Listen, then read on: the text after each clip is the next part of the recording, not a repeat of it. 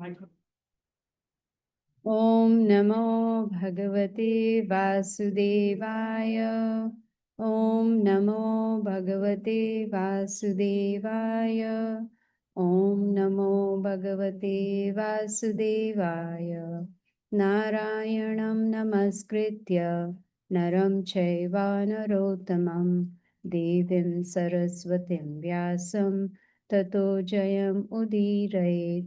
नष्टप्रायेषु अभद्रेषु नित्यं भगवत सेवया भगवति उत्तमश्लोके भक्तिर्भवति नैष्टिकी ॐ अज्ञानतिमिरन्धस्य ज्ञानाञ्जनशलाकया चक्षुरुन्मिलितं येन तस्मै श्रीगुरुवे नमः श्रीचैतन्यमनोभीष्टं स्थापितं येन भूतले स्वयं रूप गदामयं ददाति स्वपदान्तिकं वन्देऽहं श्रीगुरु श्रीयुतापदकमलं श्रीगुरुं वैष्णवंश्च श्रीरूपं साग्रजातं सहगण रघुनाथं वितं तं सजीवं साद्वैतं सावधूतं परिजनसहितं कृष्णचैतन्यदेवं Shri Radha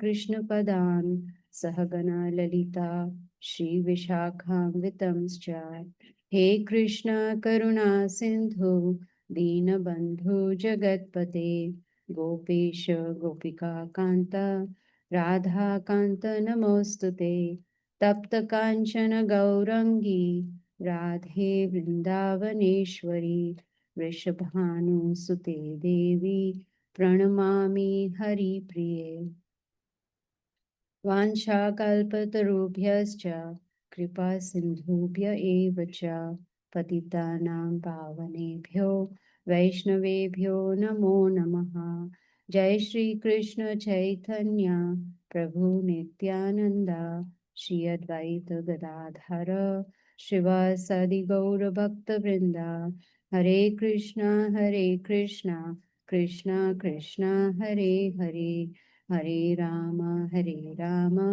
Rama Rama, Hare Hare. So Hare Krishna to all of you. Day 4. We have reached day 4. Yes. So today we are going to hear the 10th canto of Srimad Bhagavatam, which is all about Krishna. Of course, the whole Bhagavatam is about Krishna, but this particular canto deals with different pastimes of Krishna. And it is the longest canto. It has 90 chapters, 90 chapters about different pastimes of Krishna. And from this canto, we will learn how Krishna reciprocates with his devotees. We like reciprocation, right? In the Bhagavad Gita, chapter 4, text number 9, Krishna tells Arjuna, Janma karma cha me divyam evam yoveti tatvataha tyaktva deham punarjanma naiti mameti so Arjuna. He says that one who understands the transcendental nature, not just anything, just transcendental, divyam, transcendental nature of his appearance and his activities, does not take birth in this material world after giving up this body. So this one verse gives us the formula. It's a secret formula how we can break the cycle of birth and death and go to the spiritual world and not come back here. Now, there are some people who think this material world is a clubhouse and they want to come back, and that's their wish.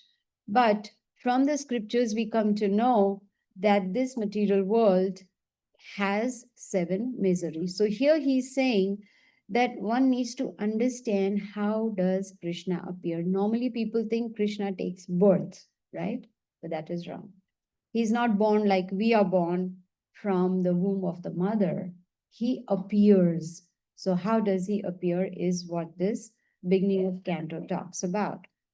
Now, thousands and thousands of years ago, there were 2 devotees, husband and wife, Prishni and Sutapa. And Prishni and Sutapa, they were very self-realized, like they knew the purpose of life. And so to have a child, they wanted to first meditate. So they meditate for hundreds and hundreds of years. And Krishna was very pleased. So he came in front of them. So, and Krishna wanted to give them a benediction. What do you want? So they said, we want you. Isn't that smart? We want you. And he said, what do you mean? He said, we want you to be born as our son 3 times. It's good to be greedy spiritually. It's okay. Right? Because it is for our benefit. So when then Krishna says, Tathastu. So Prishni and Sutapa, Krishna appeared as their son as Prishni Garbha. Then in the next yuga, when they appeared as Aditi and Kashyap, same husband and wife. I don't know if we get the same husband and wife in the material world. I don't know how many of us want that, or we want a different choice. I don't know. But as far as spirituality is concerned, these two devotees came as husband and wife, Aditi and Kashyap. And at that time, Krishna appeared as Vamanadev to fulfill their desire. Now in Dwapar Yuga, this Prishni and Sutapa were Devaki and Vasudev. बाल खड़े हो जाते ना सुन के, like, I mean, your hair stands on end just to hear this. Yes. So now Devaki and Vasudev, again the Lord appears, but he appears in his original form. But to remind them that I am fulfilling your desires, I am keeping my promise, the benediction I gave you, he did not just appear like that. There is a process. Before Krishna appeared, the womb of Devaki had to be cleansed because the Lord is going to appear. So first, 6 sons were born to Devaki. Now these 6 sons were already cursed, so they were killed instantly. You know, Kamsa banged them on the wall in the jail, killed them, you know. So they were gone. Then the 7th child was Lord Balram, elder brother of Krishna, Lord Balram. And Lord Balram came in Devaki's womb to make it, yes, to make it pure for the Lord to descend. That is what we need to do. For the Lord to descend in our hearts, we have to first invite the Guru, because Lord Balram is the original first Guru for everybody. So when we follow the instructions of Guru, he cleanses our heart and makes it suitable for the Lord to reside. Now you may say, hey, Lord is already there. I told you, right? Day 1, day 2, day 3, I said, Krishna is in the heart as super soul. He is there, but we haven't realized it. But when there's purification, then there is realization. So Lord Balram came in Devaki's womb to cleanse it. And then by Yogamaya, he was moved into the womb of Rohini, who was living with Nanda Maharaj and Yashoda Maya in Gokul, right? So after Lord Balram, then how did Krishna appear? This canto explains that first Krishna appeared in the mind of Vasudeva so that he became enlightened. He was awakened. And then from the mind of Vasudeva, he entered into the heart of Vasudeva to make him more Krishna conscious. And then from there, he entered into the mind of Devaki, so that her mind also gets cleansed, purified. And from there into the heart of Devaki. That is where he entered, not the womb. He didn't live in the womb. And from the heart, then he appeared outside in the Vishnu form with 4 hands, you know, Shankha, Gada, Chakra, Padma, all those 4, he appeared right there. So immediately both Devaki and Vasudeva was like, what's happening? You know, what is happening? But before he appeared, she, Devaki, because the Lord was now within her, she was glowing. She was glowing like, and Kamsa, he got a doubt because he knew seventh child is going to kill him and that is going to be the Supreme Lord. So he became very restless because he could see the glow in Devaki's face and the whole body. The whole prison house was effulgent because the Lord was inside. So when he came out as a Vishnu form, first of all, they offered their obeisances because here is the Lord. And there are beautiful prayers that Vasudev first offers to the Lord. He says that, you know, you are the Supreme Lord. You are the soul of everyone. You are the super soul. The whole creation works under your guidance. You are the cause of all causes. He had that Vedic knowledge. So he understood this is the Supreme Lord.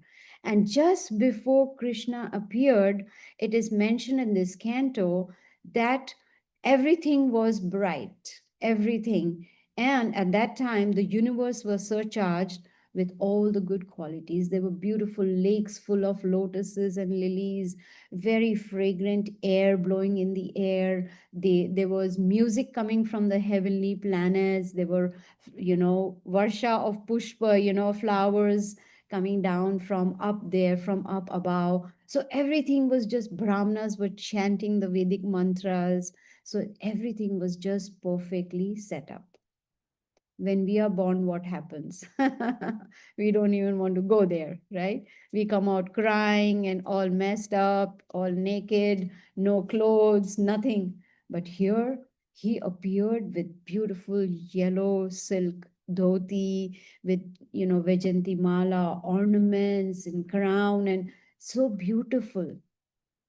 So here Vasudev, he offered prayers, and then he said, "Oh Lord, you're not just ordinary. You have a Sat Chit Ananda Vigraha, eternal, full of knowledge and full of bliss. That is the form of the Lord. Ours is Asat, Niranand, right? It is there is no bliss and it is temporary. This body is temporary and there is no knowledge. So he explains, actually, we learn from Vasudev also how to offer prayers to the Lord, how to glorify him. So then, once he finished offering prayers, what was that? Oh, okay. That was like a music, background music for Krishna's appearance. Yes. And it's so auspicious, right? It's very auspicious. Actually, I wanted to have some background music, but then I thought that would be distraction. It would have been nice, right? Yeah, like a nice violin playing or, harmonium playing in the background. But I'm not so techie, so. Anyway, where were we? Effulgence, yes. Yes, yes. So now Devaki wanted to offer prayers to the Supreme Lord because she also realized this is God, right? And she said, "You are the origin of all Vedic knowledge. Anything that is there and everything emanates from you." And she was, I think, referring to the Bhagavad Gita, chapter 10, where Krishna tells Arjuna, "Aham sarvasya prabhavo mataha sarvam pravad. Iti matva bhajante ma buddha bhava samanvitaha." So she's telling not Arjuna, she's telling Krishna, who is in the Vishnu form, that everything emanates from you. You're the cause of all causes. And she said, just by worshipping you, one can become free of all miseries of life. You can remove all the fear of the devotees and you can make them fearless. This is her prayer. Now, the reason she's saying that is because they were afraid of Kamsa. Because Kamsa will kill this man, this boy also. Already six were killed, seventh was gone. So Kamsa thought it was a miscarriage. And now this is the seventh child, and she was fearful. So she said, "You can remove that fear from the heart." So she said, "Kamsa, my brother, is terrible. He's cruel. And I want you to become an ordinary child. Because the moment he will see you in Vishnu form, he'll try to kill you. She didn't think that who can kill, Supreme Lord? No one can kill. Right? But she was. Faith was not there, right? Faith was there. Faith was there. But she was playing a part to teach us, that if we surrender, if we come take shelter of the Supreme Lord, then we become fearless. Now, the Lord said, the reason I showed you my Vishnu form is to remind you I'm fulfilling the benediction I gave you. If he said, if I appeared as an ordinary child, how will you remember, right? That I'm fulfilling your desire. So then he changed himself into an ordinary child so that Kamsa has no doubt. I don't know how many of you have watched um, the Krishna serial on TV. They showed that Krishna serial, Radha Krishna serial, different serials they show on what you call come on TV, right? Yes. So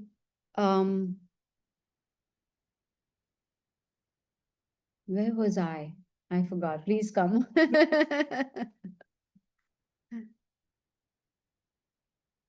So you must have watched, what happens after he was, after Krishna appeared. And then after that, Krishna, he arranged everything. The iron shackles from the hands of Vasudeva were gone, Devaki were gone, all the guards fell asleep, right? And not only that, the door of the prison house opened, so it was easy for Vasudev to take Krishna from prison house and take him to Nanda Maharaj, because Nanda Maharaj was his friend, and he thought, my child will be safe over there. So he put Krishna in a basket and he took him out of the. He was actually shocked that what is this happening? My shackles have broken off, and everything is falling in place. And then took little baby Krishna out of the prison house. Now, when he was going, he had to cross Yamuna to go to. Have you heard this before? No? No? Okay. Okay, you were nodding, so I thought you knew this pastime. So, as he was going, the Yamuna was in full force.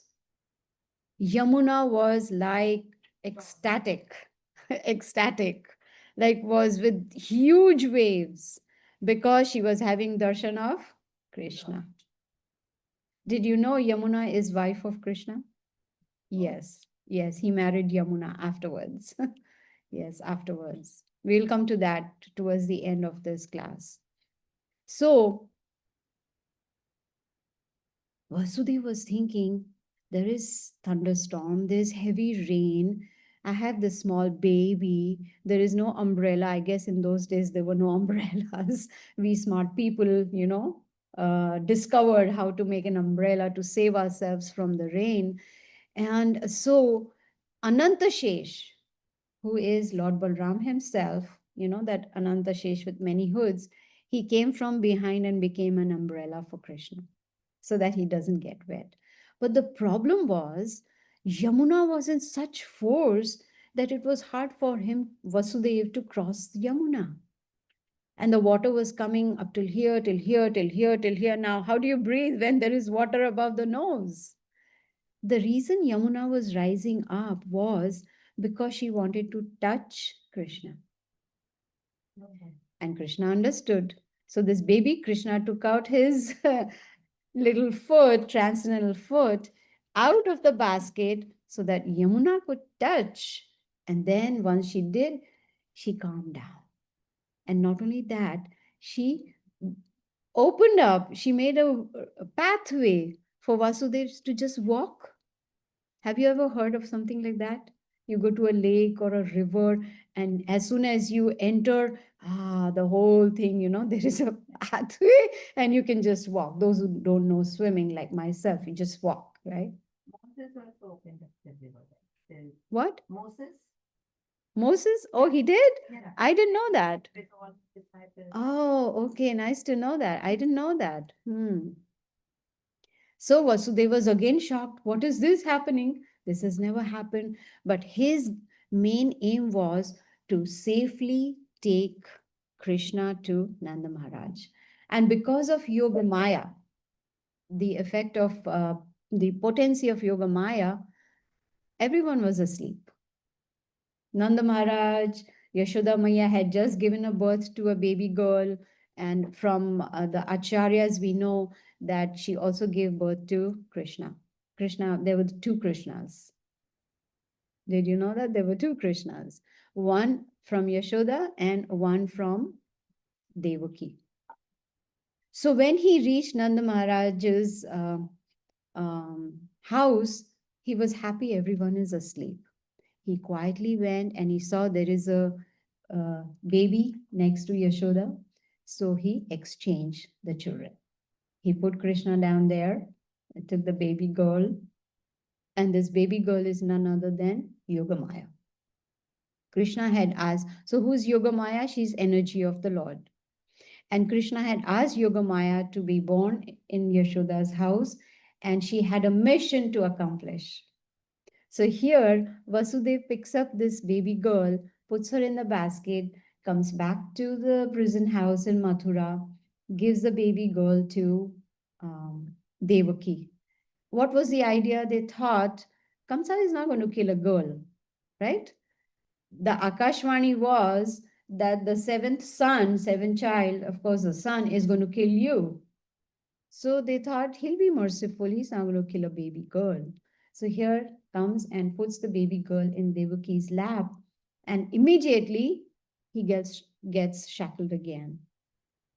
And seven, isn't it the eighth child? No. Yeah. Sorry, I meant eighth child. Yes, eighth child.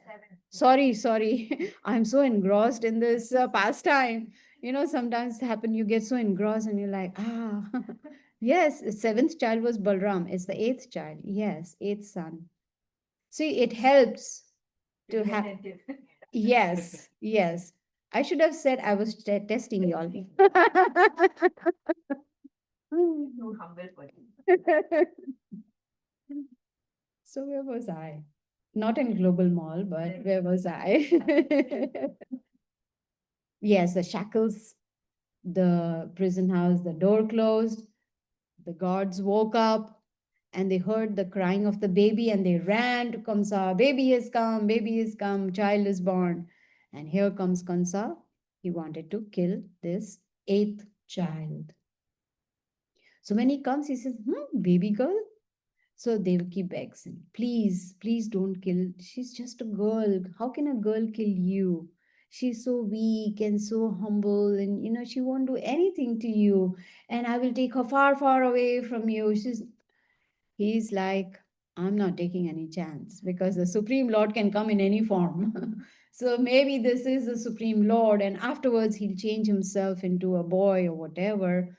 So he picks up, snatches the baby girl, and he tries to hit her on the wall, but she slips from his hand because she's Yogamaya. And she goes up and then she says, you foolish Kamsa.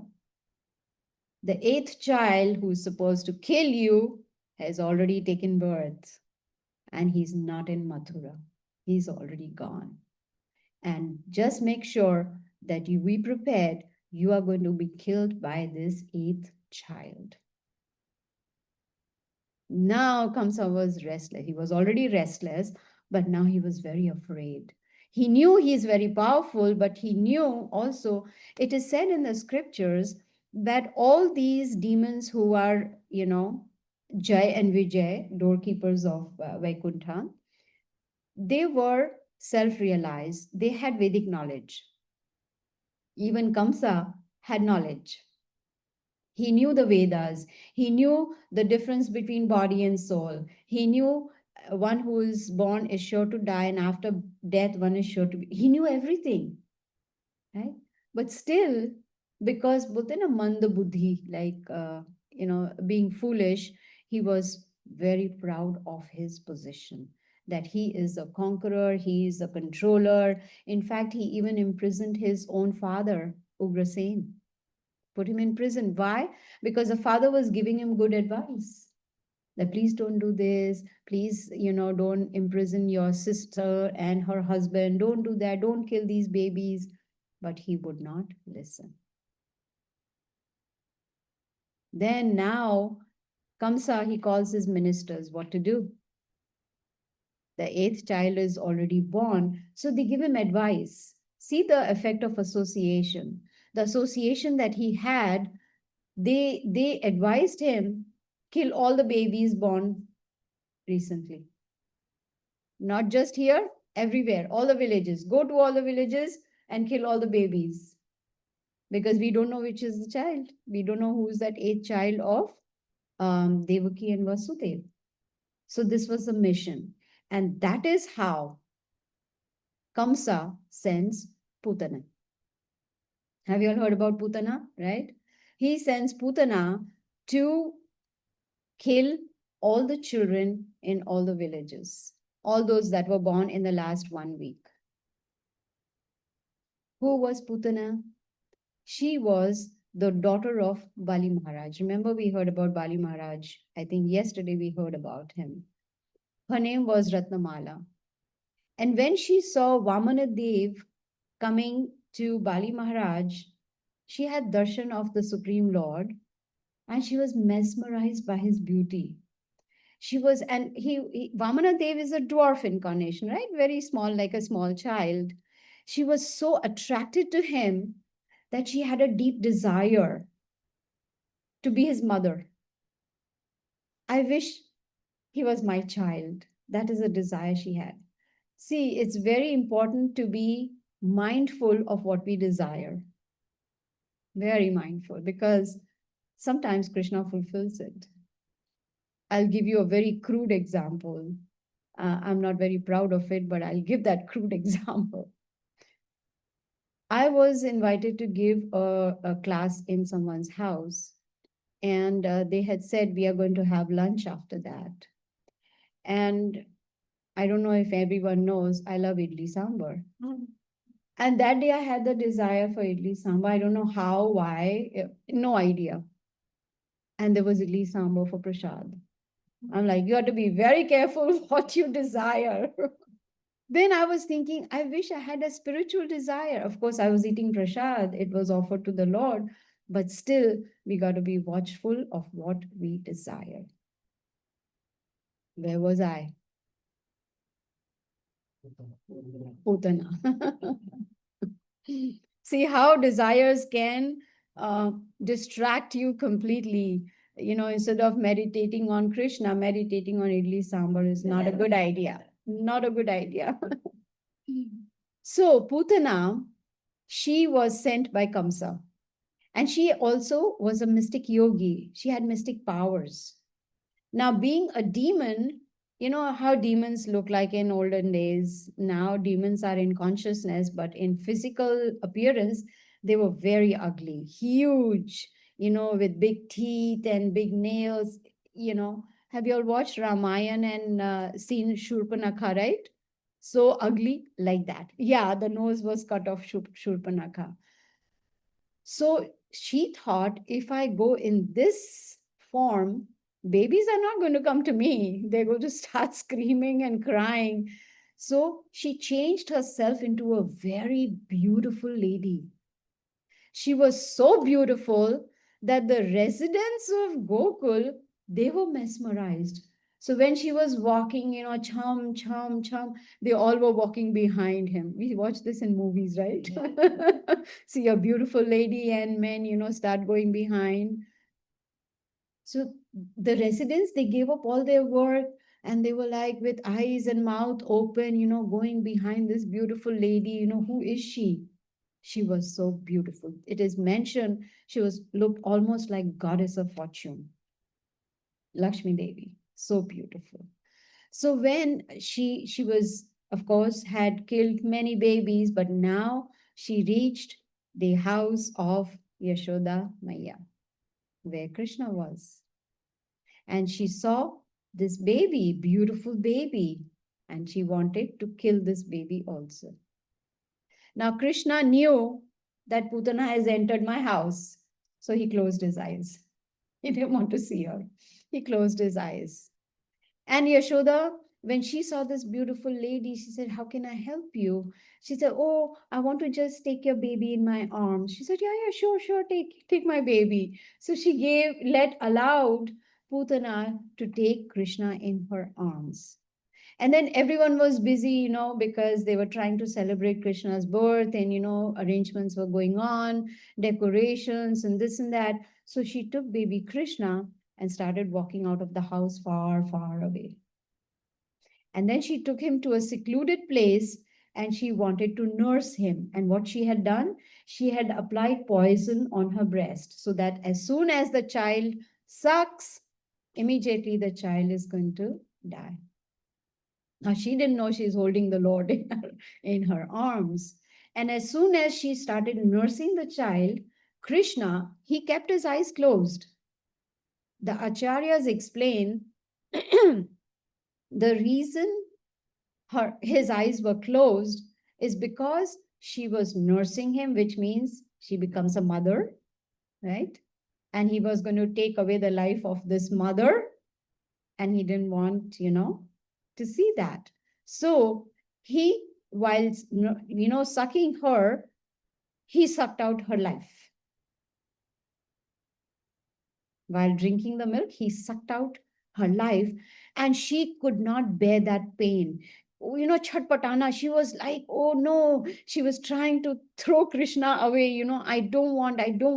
But Krishna would not let go.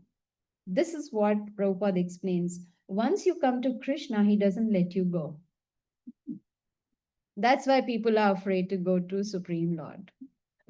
because they know, if I surrender to the Lord, he might take away everything that I have. He may take away my family, my bank balance, my job, everything, and make me a sannyasi. Oh, no. I got to be careful. I cannot surrender fully. But the moment we surrender even a little bit, maybe 1%, immediately Krishna takes care of us. He protects us. That's what he tells in the Bhagavad Gita. Name bhaktya pranashyati, that my devotee never perishes. That is a guarantee he gives. He says, Ma sucha, do not fear. In the 18th chapter, he says this. So here, Krishna, when he sucked out the life air, she was so much in pain that she came into her original form, the huge demon. And she fell flat on the ground. And it is mentioned that her body was miles long, such a huge demon. And Yashoda was missing her child, so they all came running, looking, where is Krishna? Where is Krishna? What do they see? He's on top of a demon and he's playing on her, happily playing over there. And they see this whole big body and they wonder who killed her. Definitely not this little baby, because he's just born. He couldn't do that. So immediately Yashoda took baby Krishna and brought her home. So this is how Putana was actually delivered. Because Krishna touched her, that sparsh, she got purified of all sinful reactions. And Krishna sent her to the spiritual world in a position as a mother. So even now, she is there as mother of Krishna because she nursed him. How kind is the Lord, right? Then after that, after all this commotion was over, it is said Kamsa would send demons every day to kill Krishna. Every day.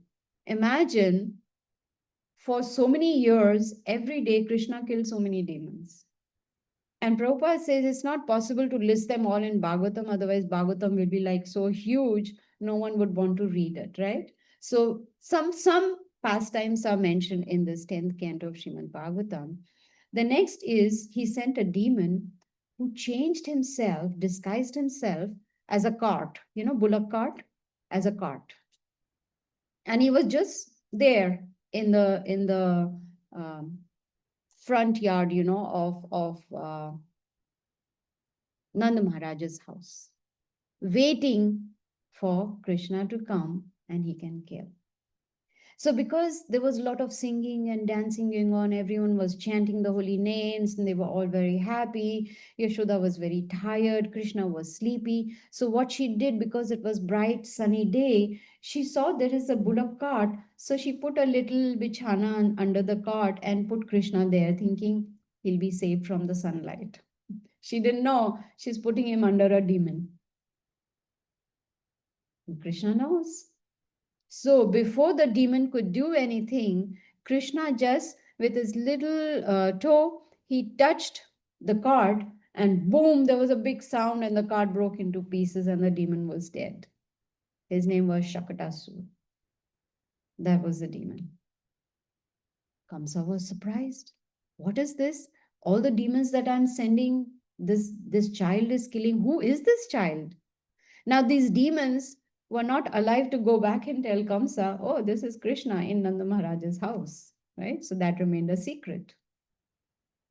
He sends another demon, and that is called Trinavarta. Trinavarta came in the disguise of a whirlwind. Do you all want to hear more past tense? Yes? Okay. Everyone is so quiet, so I'm like, okay. So he came in the form of a whirlwind, thinking he will grab the baby and he'll go way, way, way up. Has anyone seen a whirlwind? Yes, it's very powerful. It can, what is it called? Tornado. Tornado. Yes, like a tornado.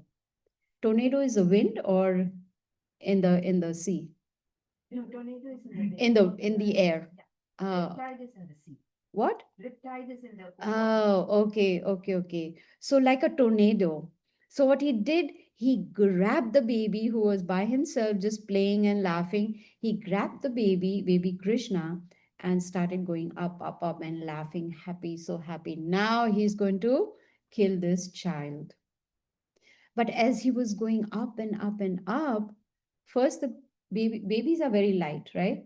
They are not very heavy. You can easily, unless they are really big, plumpy and like very heavy. But here he was going up, and then, excuse me, this Trinavarta noticed that this child is becoming too heavy. I cannot take the burden. And was getting so heavy that he was pushing Trinavarta down, bringing him down. He couldn't bear the weight, and all of a sudden, his eyes popped out.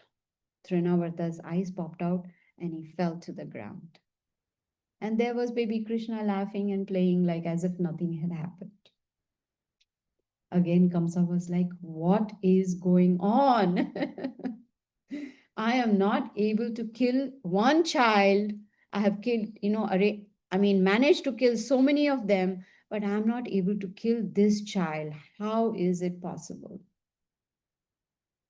Come, please. Here, there.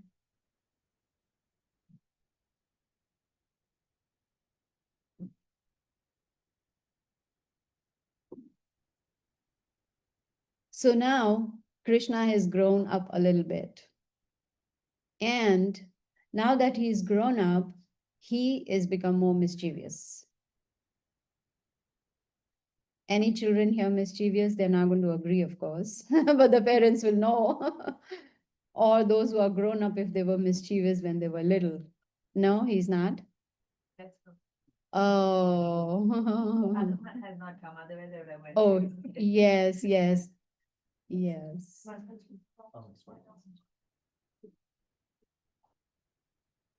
Did you need anything? Sorry. Mommy's picture. Oh, yes. Okay. Sure. Yes. We are doing that in her honor. So definitely her picture should be there. Yes. So again, where was I? The naughty kids. Yes, mischievous Krishna. By now he become very mischievous. He's called Makhan Chor, right? He used to steal butter. So now he's old enough to break the pots, steal butter, steal yogurt, and make a mess.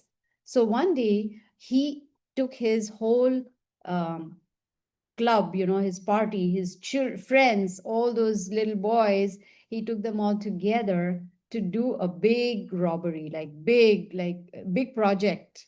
Like they want to steal a lot of butter because so many of them wanted to taste butter, including the monkeys. The monkeys were also best friends of Krishna. And monkeys are none other than sages, great sages who are now in Vrindavan. This is their last life. This is what Prabhupada explains from Bhagavatam. So here they decided on but then a big catch.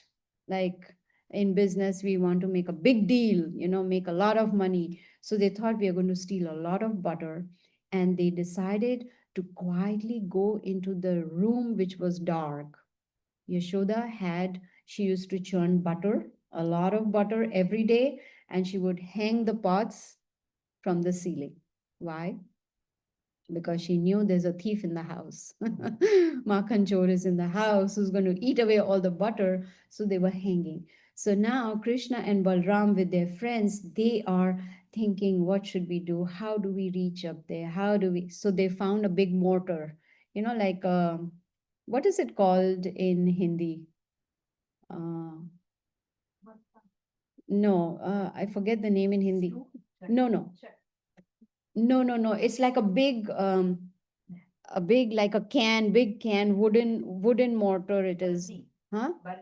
Not a bunny. It's a huge thing, right from floor till here. Like no, Mm. It was a big thing. I know the Hindi word, but I can't remember now. It's a big wooden, huh? No, not Chucky. Huh? No. It's but a big gamla. A huge one. Let's call it a gamla, a huge one. And it was so huge and it was wooden and heavy. And it had a dhakkan on it, a lid on it. So Krishna climbed on top of that and told his friends also, you also climb. So on one on top of the other, Krishna finally managed to reach the pot of butter, brought it down. They all sat down like a conference. We have a conference table, in the conference room, we all sit, to decide how's best way to increase our business or whatever. They all sat together and they all pounced on the butter. They all wanted to. And then Krishna fed the monkeys who were also very happy to eat that butter. Now there was a lot of mess. And here comes Yashoda. And they know because she, in olden days, they used to wear payal, chum, chum, chum. So he knew mother is coming. So when you've done a mischief, what do? You hide, right? And they all, monkeys ran away, friends ran away. Krishna and Balram, they hid themselves. But they forgot that all the butter that was spread on the floor, they had stepped on it. And then when they went to hide, they left the footprints behind. Butter footprints everywhere. Mother Yashoda caught him by the ear and come out. Here you are, come out. She said, you are so mischievous. I give you so much butter every day and you still steal? Is this a sanskar I've given you? No. He says, but jo maza chori mein hai, like the bliss that is there in stealing and eating is not there in just eating from katori. Right? This was his answer. But she said, no, you've been very mischievous. I need to punish you. And what did she do? She took that same grinding mortar. Now, when it says grinding mortar, it is for grinding. Yes, you were right. Yes. She took that same grinding mortar and she tied Krishna with a rope on that mortar. Ukhal, exactly. Ukhal, yes, that is the right word. See, soch ke aa jata hai yaad. Yes. Oh, did you Google it? Google the god. Yes, Ukhal, that is right. Ukhal. Where was I? Yes, tied. It's a good thing. See, this is a sign of old age. Loss of memory, memory is very, very short. It just disappears. So then she tied him up on that ukhal, that grinding mortar. And you think Krishna is going to sit there and cry? No. He had a mission to accomplish. And so when Yashoda was busy churning more butter because now he had finished off everything that was there, he he crawled with his ukhal is tied to his waist. So now first ukhal was like that, and now it is horizontal. That's called horizontal, right? This is vertical. I always get confused. And then I have to think, this is horizontal. So the ukhal was horizontal. He was tied and he started crawling, crawling, crawling. And he went to liberate two devotees. Now, there were, do you all know who is Kuvera? He's a treasurer of the Lord, Kuvera. The gold. Yes, he keeps all the gold and everything. Yes. Or everything, all the treasure. Yeah, that's the right word. All the treasure. He's a treasurer. He had two sons, Manigriva and Nalakuvera, and they were very beautiful and they were very proud of their beauty. And one day they actually had too much to drink and they were drunk and they were, enjoying with some woman. At that time, a sage was passing by and they did not offer respect to the sage. And so they were cursed because they were undressed and they were just enjoying in the water. They were cursed to become trees. Have you ever seen trees with clothes like saris or dhoti kurta or pant and shirt, jeans? Nah, never. They always stand undressed. They are naked. So they were cursed to be trees. And these two trees were in the courtyard of Nanda Maharaj, in Krishna's courtyard. And Krishna, he wanted to liberate them. So what he did, he crawled, crawled, crawled, and he went in between the trees. They were close together, and he pushed, pushed, pushed with the grinding mortar, and both the trees, boom, they fell down. And the moment the trees fell down, there was a big sound. And the cowherd boys, the friends, they were watching all this. And what did they see? From the trees came out these beautiful two men, these two men who were cursed, right? Nalokuvera and Manigriva. They resumed their original form and they prayed to the Lord and thanked him for liberating them, and they went back to their own abode. So when Nanda Maharaj and Yashoda heard this big sound, they came running. What happened? What happened? Excuse me. And they see these two huge trees standing for hundreds and hundreds of years are down. Who did this? The boy said, I'll tell you, I'll tell you, I'll tell you. They all together said, Krishna did. Nand Maharaj said, they are joking. How can this little boy, bring down two trees? They won't believe. But this is what Krishna did. He delivered those two trees. But now, in I think in the month of October, November is called Damodar month. Have you all heard about Kartik month? Yeah. December. No, this time it's October, November. It is from I think 7th October to 7th November this year. It changes a little bit, it varies, but it's usually October, November. That is a month of Kartik. That is also called month of Damodar when this Leela took place. Damodar Leela took place. Now, when I forgot to tell you, when Yashoda was trying to tie him to the mortar, she could not. She got so many ropes. She's tying and tying and tying, and every time it's 2 fingers short. Then she gets more rope and she ties and ties again 2 fingers short. Then she takes the ribbon of Radharani's hair and she tries to tie that and also 2 fingers short. So the acharyas explain that these 2 fingers are Supreme Lord's mercy and our endeavor. These two are required in Bhakti Yoga. So when Krishna saw that Yashoda is really endeavoring sincerely, then he showed his mercy and then he was He allowed her to tie him up there. That is a Damodar Leela.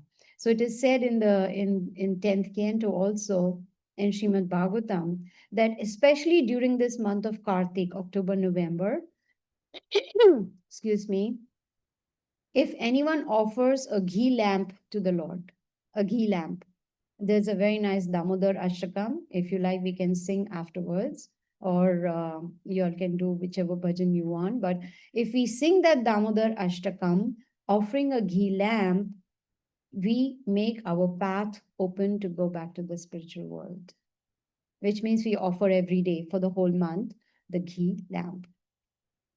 Now, Kamsa is again more worried. All his efforts are failing.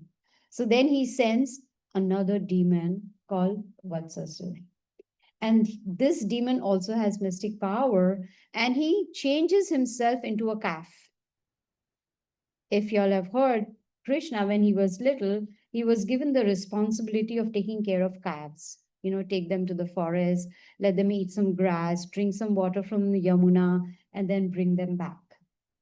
So he thought, this demon thought, I'll become a calf and I'll enter the jhund and no one will know. And then slowly, slowly I'll go and I will kill Krishna. But then Krishna knows. So what he did, he picked up the leg of Vatsasur and whipped him around and threw him far away and finished the demon immediately. Now Kamsa is already thinking which next demon because he knows all demons are being killed. So he sends Bakasur. Bakasur takes on the form of a crane. Have you seen a crane? Right? A crane has a big, huge beak. And this crane went and quietly positioned itself where all the friends were playing in the forest. And with the mouth open. And it is described in the Bhagavatam that the screen was also very huge, and the whole mouth, it looked like as if it's a cave and there is like a slide also, like a cave where it's like a playground. So the children said, oh, let's go, there's a nice playground, and they all went inside. And that's what Bakasur wanted. He wanted all the children to go in, but mainly he wanted Krishna to go in. He was waiting for Krishna to enter. And Krishna knew. So what he did, he immediately put his one foot on the lower beak, and with his hands, he held on to the upper portion of the beak and he bifurcated the beak.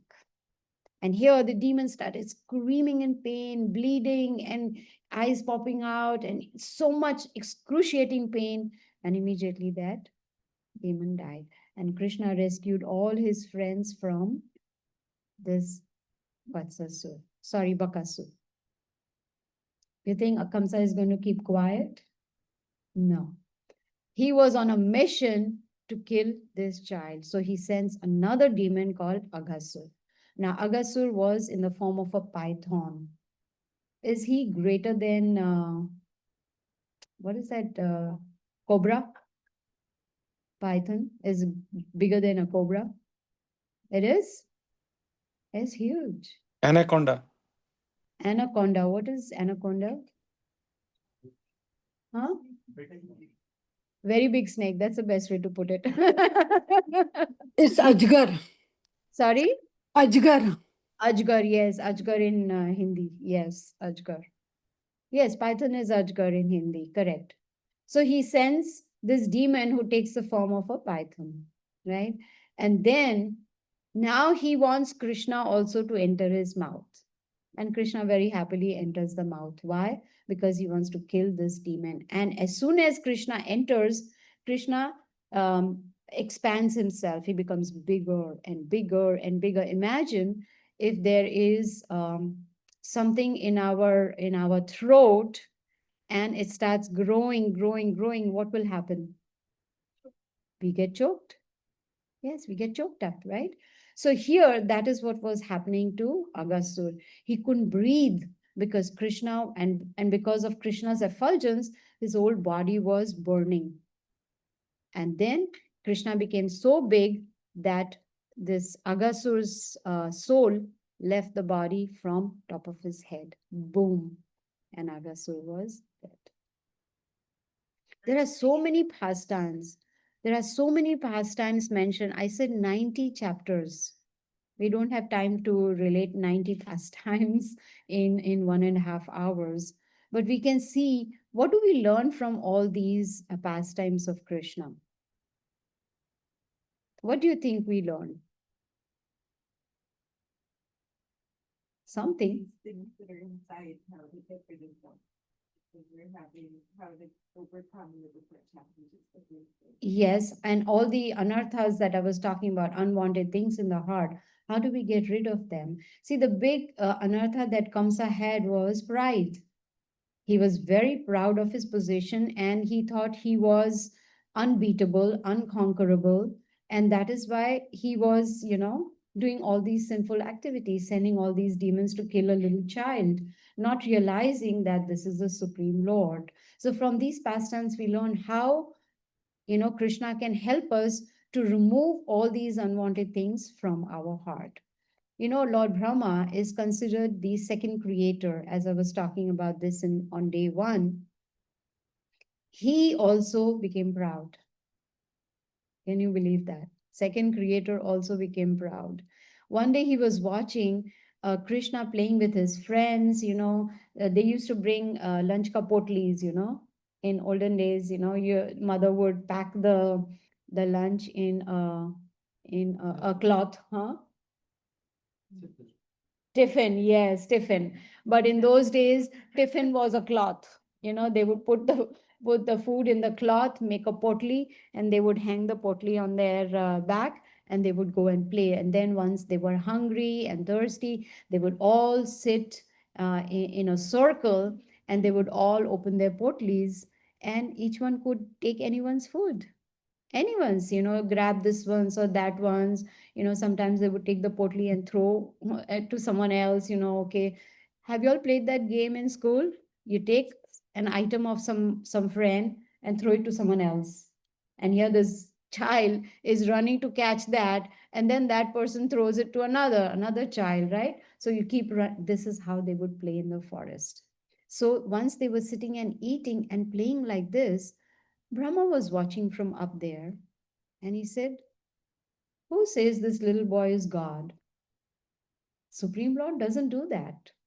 He is like sitting on a throne, and he is like, with all a club, Shankha, Chakra, Gada, Padma, everything he has, and, he has that aura. This little boy cannot be God."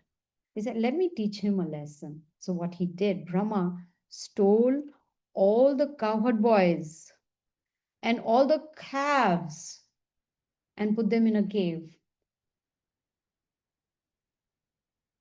You think Krishna is bewildered? No. Krishna expanded himself into all those cowherd boys and all the calves, identical. Photocopy exactly. There was no Xerox machine, but he he just with his power, otherwise he would put one boy on the copy machine and press the button and boom, out comes out. Right? But with his power, the mystic power he had, he expanded himself. And this Brahma, he stole them only for one moment, just like that. But according to our earthly years, that was 1 year. So now, what happens to the parents if they don't see their child for 1 year? Or the cows that don't see their calves for 1 year? That's why Krishna expanded himself. And you could see Vishnu forms in all of them. But they were exactly like the friends and the calves. And when they went home, the parents were extra loving to the child, because they thought, I don't know what happened to my child. I'm getting so much love for him today. That's because that was Krishna. And the cows were loving their calves so much, licking them, didn't understand that this is expansion of Krishna. But within a moment, when Brahma came back, he saw they're all still there. He got confused. He went back to the cave. They are there. He came back, they are here. Then he realized this is the Supreme Personality of Godhead, whom I thought was an ordinary child. He came back, he brought all the boys back. The boys were asleep just for a moment. They came back, no one knew what happened, but Brahma, he offered prayers to Lord Krishna. He said, now I realize that I was so much in pride that I completely forgot what is my position and what is your position. Now in Vrindavan, there is a beautiful, I don't know how many of you have been to Vrindavan. Yes. Have you been to different forests in Vrindavan? There are many forests. Like I was talking about Dhruva Maharaj, he was sent to Madhuvan. There's another one called Talavan. And the speciality of that one was it had a special fruit which was very fragrant and very sweet. But the children were not allowed to go inside that one because there was a demon called Dhenukasur. Asur means demon, and Dhenuka means in the form of an ass, or in India we call it a donkey. Like this, is your brain like a donkey? We say, right? Sometimes, right? Have you heard that? I've heard that when I was little. Your brain is like a donkey, but I think they call it an ass here. Is it the same? Donkey's ass. Now here they use it in a different way. Yes, they add something else to the ass and then they talk about it. Yes. But this demon was in the form of an ass. And he did not allow anyone to come inside that talawan and eat the fruit. But these children, friends of Krishna, no, no, no, we want to taste this fruit. We've heard it's so fragrant. So Krishna and Balram said, okay, let's go. They said, don't go. There is a big demon. They said, no problem. They both go in and Balram shakes the tree. And you know, what happens when you shake the tree? The fruits fall down. And all the kids, you know, it was a party for them. They all ran, they jumped on, you know, pounced on those fruits and they started tasting that very, very sweet nectarian fruit. Now, when the tree was shaken, it woke up Dhenukasur. And his first comment was, how dare you? Who is it who has the guts to come inside my forest and take away the fruits? And he came down and he attacked Krishna. Then he attacked Lord Balram. And what did Balram do? He caught hold of his legs and, like a toy, you know, zoom, zoom, zoom, zoom, and boom, threw him. Got up again and came to attack again with the legs, hitting on his chest.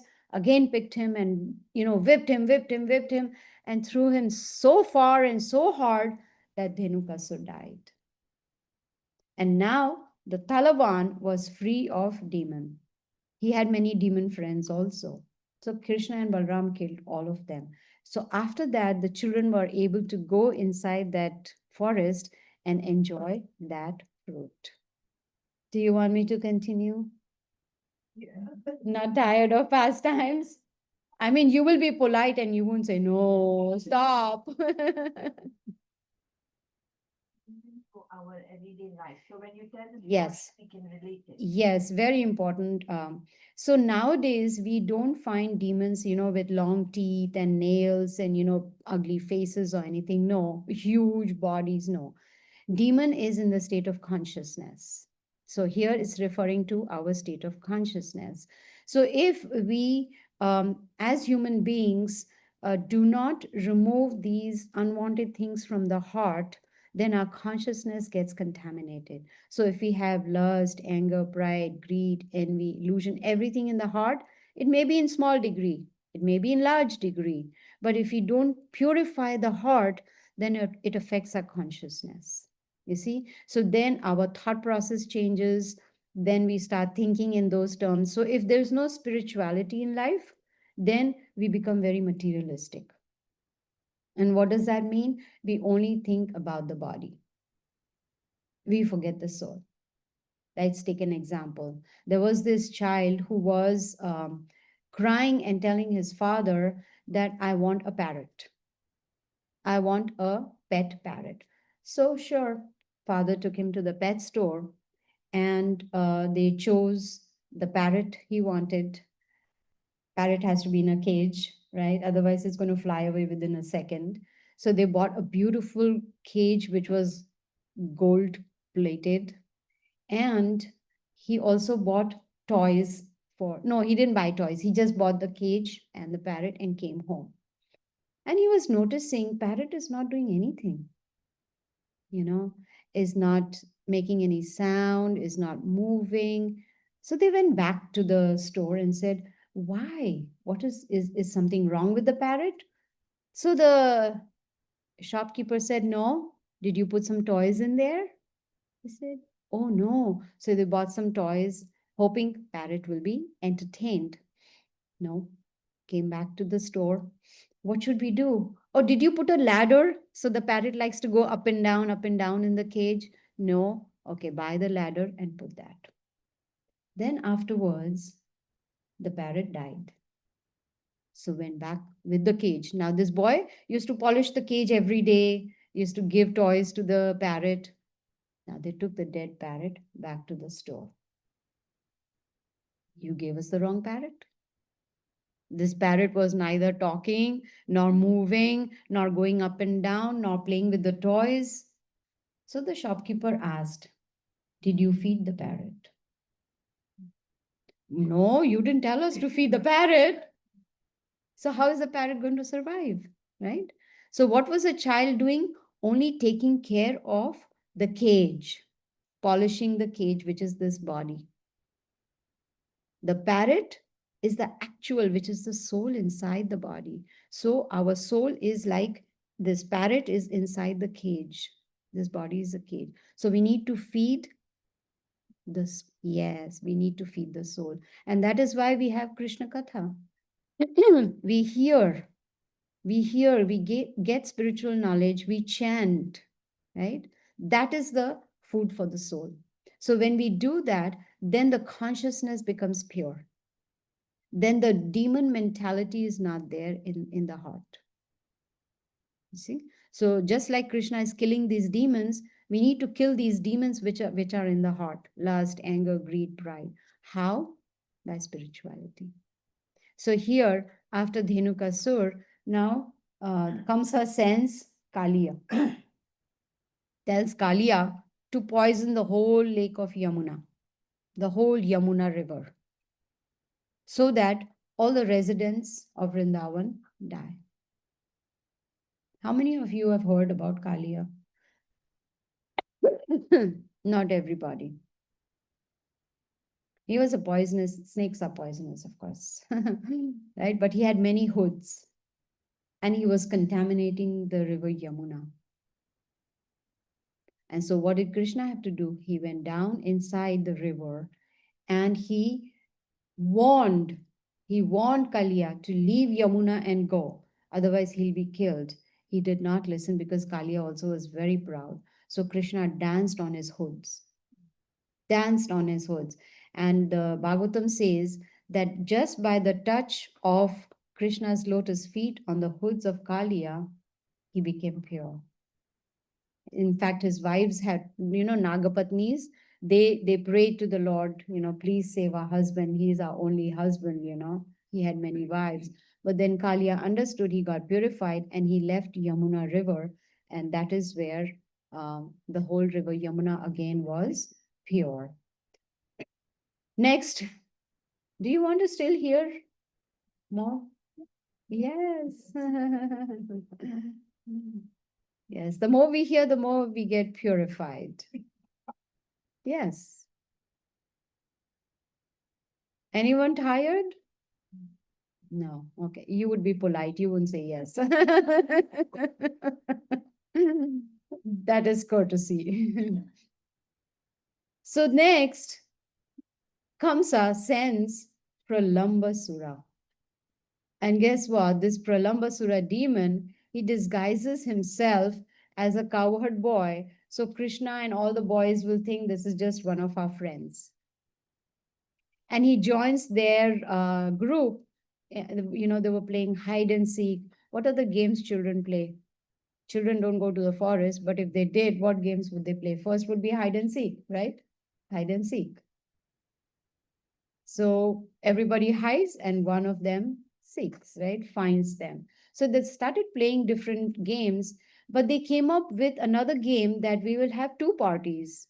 One will be group Krishna, another will be group Balram. So some friends here and some friends there.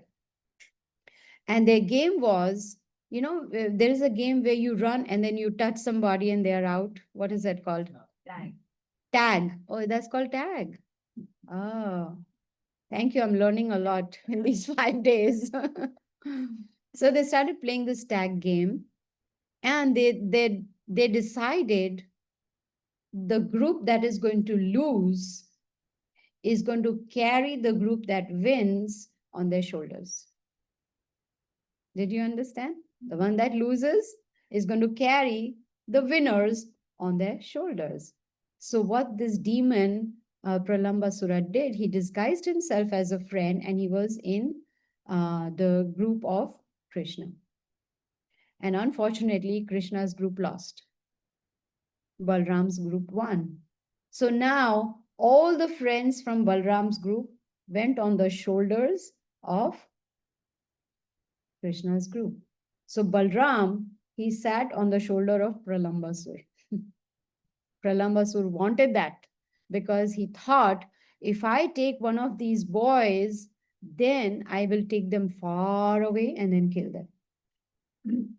So he had Balram on his shoulder, and hidingly he left the group and took him in one secluded place. Now Balram, he is also Supreme Lord. He knew that this is a demon. So he just, with his fist, hit on his head. Blood came out, eyes popped out, and Pralambasur was dead. So Balram killed Pralambasura. Now, one day these boys were playing and eating and jumping and having fun. At that time, the cows and the calves, they wandered away for to eat some, dal, chawal, sabji, something. Is that what the cows eat? No? Grass. They eat grass. Just making sure everybody is awake. So they wandered away because they wanted to eat more green grass. And when they went there, all of a sudden, that forest caught fire. And the cows and the calves in those days, they were able to call out to Krishna. They were making loud sounds, reaching out to Krishna to please help them. And what does Krishna do? He just walks up there and he goes and he swallows the whole forest fire. Can anyone do and swallow the fire? Not possible. He just swallowed the whole forest fire and saved his friends and the cows and the calves. How many of you, some of you said that you have been to Vrindavan, right? Did you see Govardhan? Govardhan Parvat? Oh, yeah. Who did? Oh, really? Walking? No, in a car, right? I did that too. First time, that was 30 years ago when my husband and I went to Vrindavan. First time, we walked and we were dead. Not literally dead, but we were dead because our feet wouldn't move. It took almost 8 to 10 hours to go walk through the whole Govardhan, that's wonderful. Do you know that gives you a lot of pious credit just doing the parikrama of Govardhan. Yes, that's wonderful. When was that? Long time ago? 1 to 2 years ago. Yeah. We're going to talk about Govardhan Puja. Yes. But before that, I would like to talk about Brahmanas and their wives. There's a very nice pastime in this 10th canto of Srimad Bhagavatam, where the Brahmanas, they were performing a big fire sacrifice, a yagna. And their wives had cooked a lot of food. Should I talk about that food? Or we will feel hungry. They made so many varieties of food that is unimaginable, more than Chappan Bhog, more than Chappan Bhog. Chappan is 56, more than 56 items.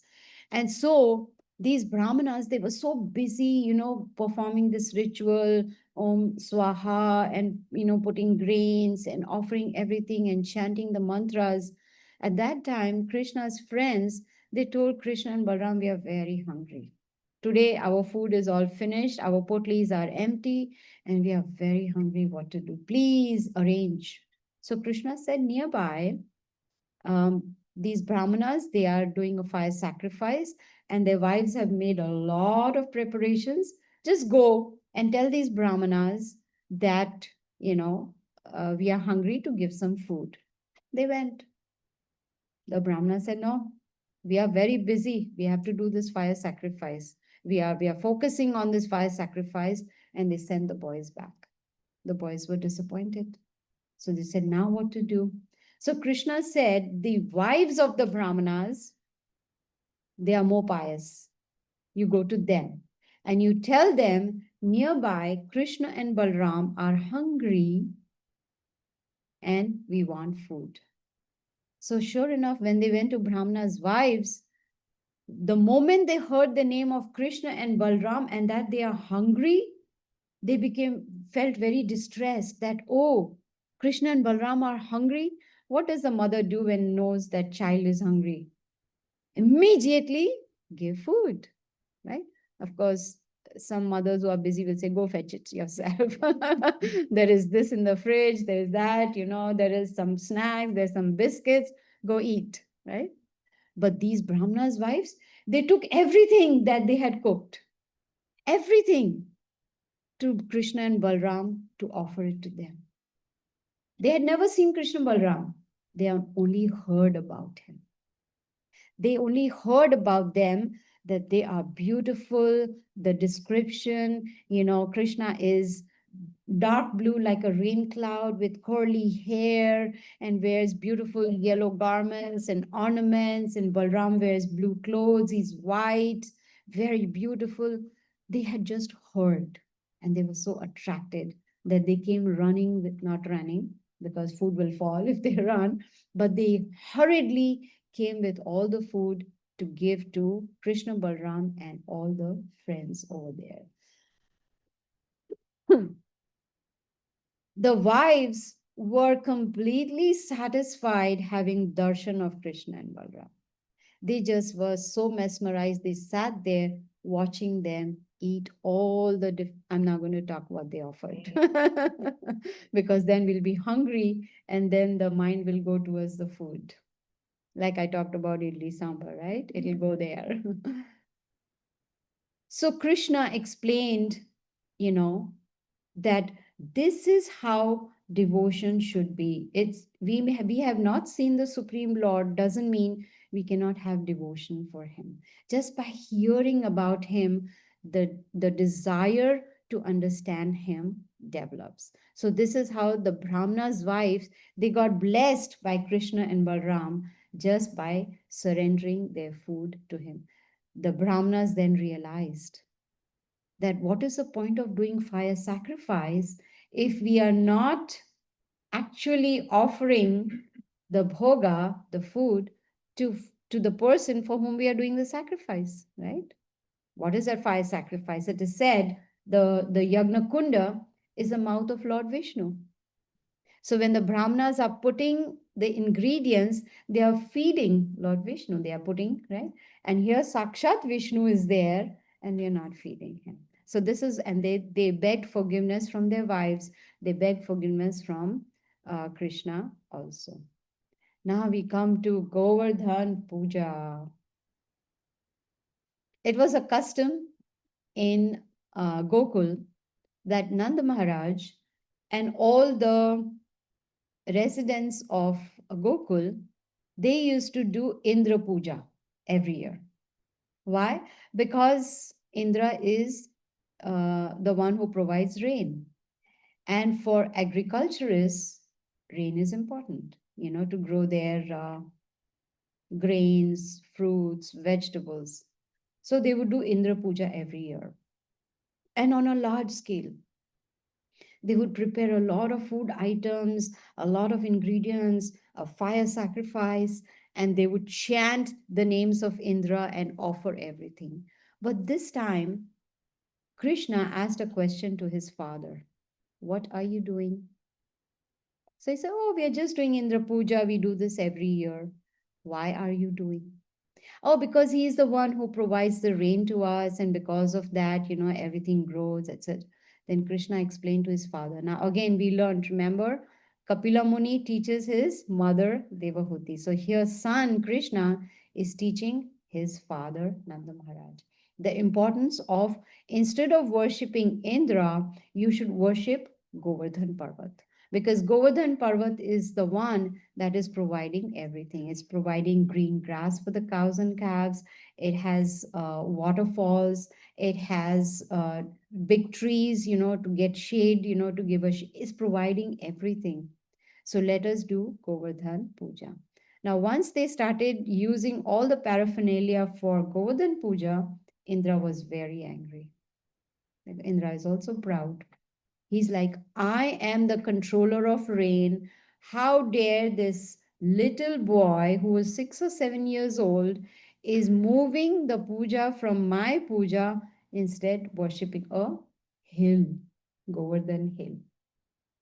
So he ordered the Samvartaka cloud. He has a cloud and said, you go and destroy the whole village.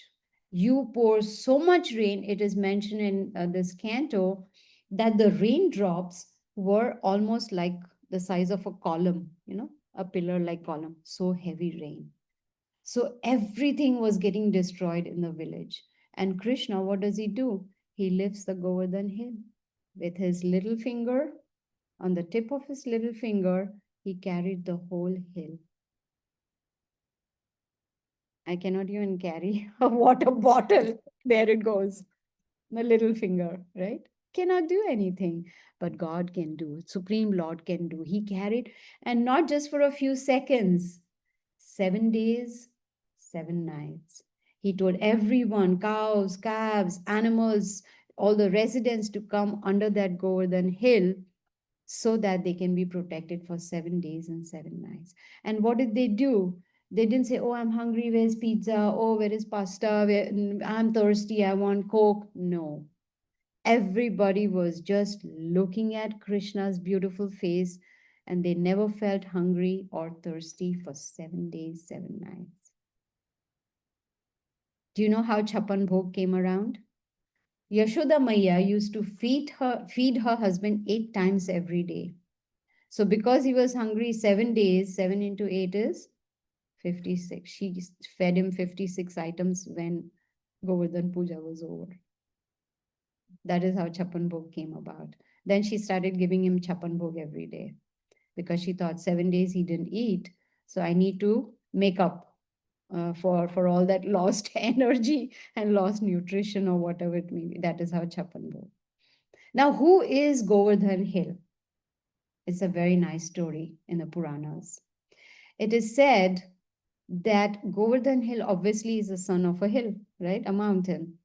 And that mountain's name was Dronachal. Dronachal. And Dronachal's son is Govardhan. So one day there was a sage, Pulatsya, and he was passing by and he liked Govardhan Hill very much. So he begged Dronachal, saying, can I take your son with me? I want to take him to where I live so that I can do meditation. I want to meditate. So can I take? He said, okay, take him. So he picked up son of Dronachal, which is Govardhan, and he started walking. So when Pulasya Muni was walking, Govardhan saw Vrindavan. He got attracted to Vrindavan and he decided, this is where I want to stay. I don't want to go where this Muni is taking me. So he became so heavy, not heavy, he, with his mystic power, now Govardhan Hill also has mystic power. With his mystic power, he made Pulasya Muni to put Govardhan down in Vrindavan and go for nature's call. So when he was gone and when he came back, he couldn't lift Govardhan because Govardhan didn't want to move. He wanted to be in Vrindavan. Muni got very angry and cursed him that from now on, your size will keep reducing every day to the size of a mustard seed. And the residents of Vrindavan have noticed that Govardhan is shrinking. Of course, you take a mustard seed, you can't really make out, right? It's so tiny, but that is the curse he got. This is Govardhan hill. So whenever we go to Vrindavan, we should try to do a parikrama which is the best, and I'm so happy that they have now allowed the e-rickshaws or autos of some or cars to go around so you can do the parikrama. But what do we do when we are doing parikrama? What should we do? Be on Facebook, Instagram? Krishna, Hare Krishna. Yes, we have to keep chanting Hare Krishna, Krishna Krishna, Hare Hare, Hare Ram, Ram Ram, Hare, while we are doing that parikrama, so that we can purify our heart. Now, Kamsa is very restless. And he again calls his ministers, what to do.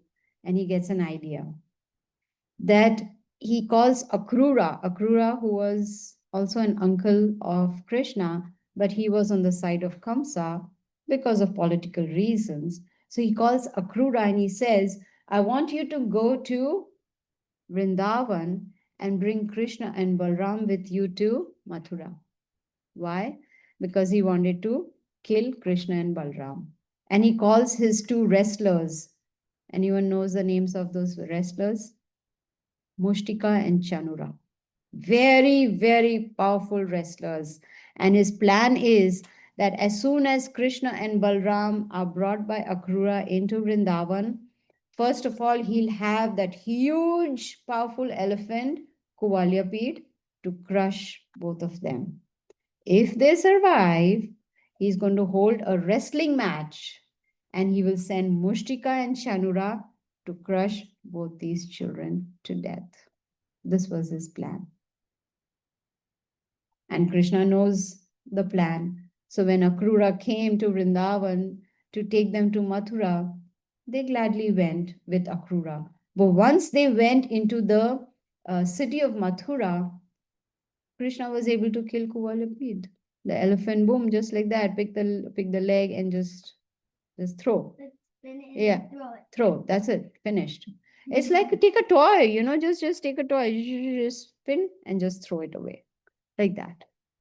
Kamsa was surprised. What is this going on? Then he was confident. My wrestlers are going to crush them to death. You know how wrestlers, they choke you up.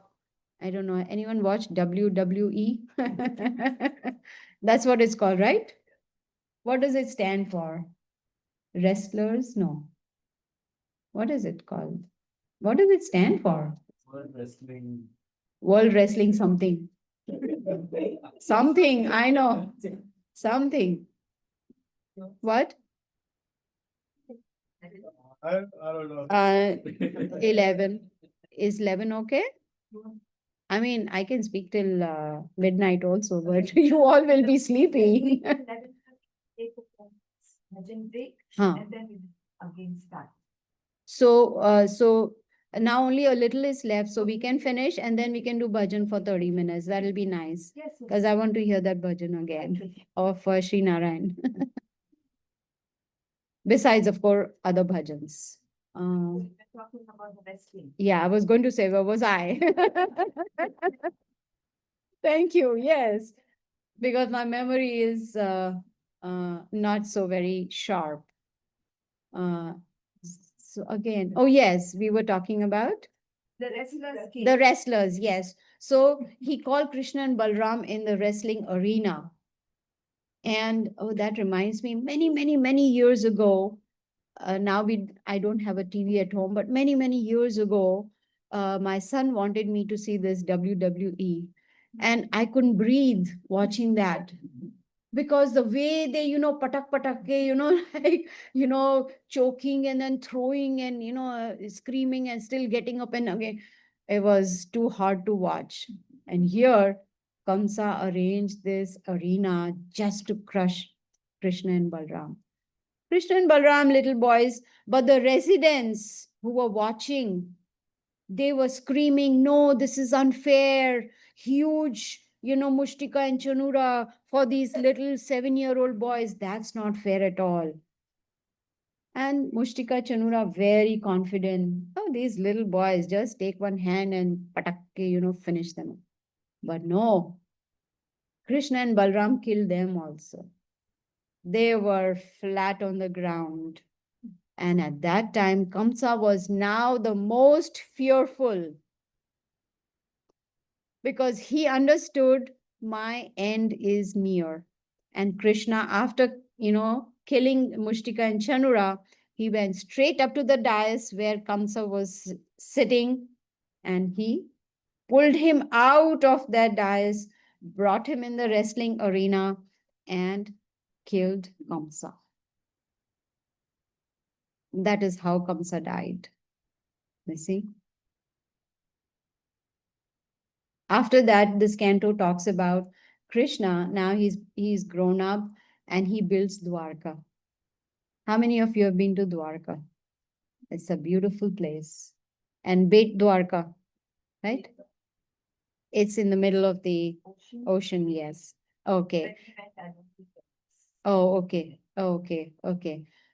So Krishna built Dwarka city in the ocean, inside the ocean, in the water, by his mystic power. And the description is there that it's unimaginable, the description of this Dwarka city that he had built for all the residents over there. Now, one time, there was a devotee of Lord Krishna. His name was Muchukunda. And Muchukunda was a very powerful mystic yogi. And he had received a boon that, he was very tired. How many of us like to sleep? Yeah. We wait. Kab khana kha liya, dinner finished. Aram se, do not disturb. Put your phone on DND and go to sleep. Right? How many hours do we like to sleep? I'm not going to ask because it varies. How many of us wake up at noon on weekends? I'm not going to ask. I know. Really? 4 in the morning? Like what time? Like what time? Approximate. And then just lay around and laze, just, yeah, I do that sometimes too. You wake up and you don't feel like getting up from the bed, like it's like, it's already morning. It was just night just a few minutes ago and now it's morning again. Yes. Right. I know, that's crazy. I forgot what I was talking about. Sleeping. Oh yes, Muchkunda, he had a boon. He was very tired doing whatever he did for so many years. And he was asked, what boon do you want? He said, I want to sleep. I don't want anyone to wake me up, and give me a boon that if anyone woke me up without my desire, as soon as I open my eyes, that person will be burned to ashes. That was the boon he got, Muchkunda. Now this doesn't happen in these days, that you open your eyes and you burn someone to ashes. No, we can burn someone with our anger, like crush them with our anger, just by looking. You can tell actually, right? When you look at someone, if they are angry at you or not. Yes? Yes. Yes. Or if they hate you, or if they are envious of you. The Or they are, tongue. huh? The tongue can burn. Oh, yes. My husband used to relate a song. The tongue is so soft and meek. It can something like crush and kill, something like that. It's very soft. It has no bones, but it can crush and kill just by words. Just by words, the words that we talk. So this Muchkunda had this boon. Now there was a person called Kalyavan. He was very envious of Krishna and he wanted to kill him. So now Krishna had a plan. He said, why should I waste my time, fighting with him with weapons and, trying to kill him? Krishna started running. And Kalyavan behind him, running, running, running. Kalyavan tried to catch him. It looked like Krishna is right there, but his hand won't reach. Transcendental, right? So ran, and Krishna went inside the cave where Muchkunda was sleeping. He had taken a cave and he just wanted to sleep there for as long as he wanted. And Krishna entered the cave and he hid himself. So when Muchkunda came after him, not Muchkunda, Kalyavan, when he came running after him in the cave, he saw someone is sleeping. He thought that is Krishna. And he said, oh, you are a coward. You ran away from me. Now you're hiding in a cave and you are hiding yourself inside a blanket, thinking I won't know it's you. He started kicking Muchkunda, thinking it's Krishna. And when he kicked and kicked and kicked, immediately Muchkunda woke up. And the moment he opened his eyes, who does he see? Kalyavan. And Kalyavan burns into ashes. And then Krishna gives darshan to Muchkunda, and Muchkunda says, oh, this was your plan, that you wanted to kill your enemy. And then he offers obeisances to Krishna and he gets liberation also. It is said that when Krishna built Dwarka, it was such that, of course, everyone was happy and peaceful and, satisfied, but no one would feel thirst or hunger. It's called a holy dham. Any place where Krishna resides is called a holy dham, like Vrindavan, Mayapur, Jagannath Puri, Dwarka, right? Anywhere he resides, that is called a holy dham. So this is how Krishna was able to take care of his citizens, of the residents. How many of you heard the marriage of Rukmini and Krishna? Right? She was kidnapped. She was kidnapped by someone will say, who? Why would God? Huh? Oh, really? Oh, really? Amravati? Oh. Yeah, very from my town, there is a mandir. So, the Amba Devi Mandir. Ambika Devi's mandir, yes, yes. I don't know how long it has been there, but it's a big gathering there very often. We used to go there before going for exam. Okay, to pray. Please pass me. I don't know if I've studied or not, but please pass me. I remember my chachi used to, do that for her son before he went to exam. She would pray that please pass him. And then one time she told me she was sitting in the house in the temple room, and the result was going to come out that day. So she was praying, and then I heard her tell God. She said, "Oh Lord, please, if my son has passed, make my right eye." Huh? Twitch. Let my right eye twitch so I will know that he has passed. Yes. So where was I? Yes, Ambika temple. So Rukmini had heard about Krishna. She had not seen him. She had only heard about his beauty, about his accomplishments, about who he is. And she was attracted to him. And she said, this will be my perfect husband. So her brother Rukmi decided to get her forcibly married to Shishupal. And she didn't want that. So she sent a letter. In those days, there was no WhatsApp, no Facebook messages, no Messenger, nothing. right? No email, no laptops. I'm sure there were no laptops. So she sent a letter with a Brahmana. And in that, she wrote, in that letter through the Brahmana, she wrote to Krishna, I have already taken you as my husband. Now I'm being forced to marry Shishupal. I'm going to Ambika temple in the morning. Before my marriage, I'm forced to marry. I want you to come and grab me and take me away in the chariot. Sure enough, Krishna came. Who is Rukmini Devi? She's the eternal consort of Krishna, right? Rukmini Devi. It is said she is an expansion of Radharani, expansion of Lakshmi Devi. So sure enough, Krishna comes, he, kills whoever comes in his way, fights and takes Rukmini by hand from Ambika temple and takes her away and gets married to her. And this is what Rukmini relates to the other queens and the gopis, how she got married to Krishna, how she was kidnapped. Do you know how many women Krishna married? 16,008. 108. 16,000. 16,108. 16,001. Yes, that many. So because he had 16,108 wives, they obviously wouldn't be in one palace. So he built a palace for each one of them. So one time Narad Muni, he wanted to see the glories of Krishna.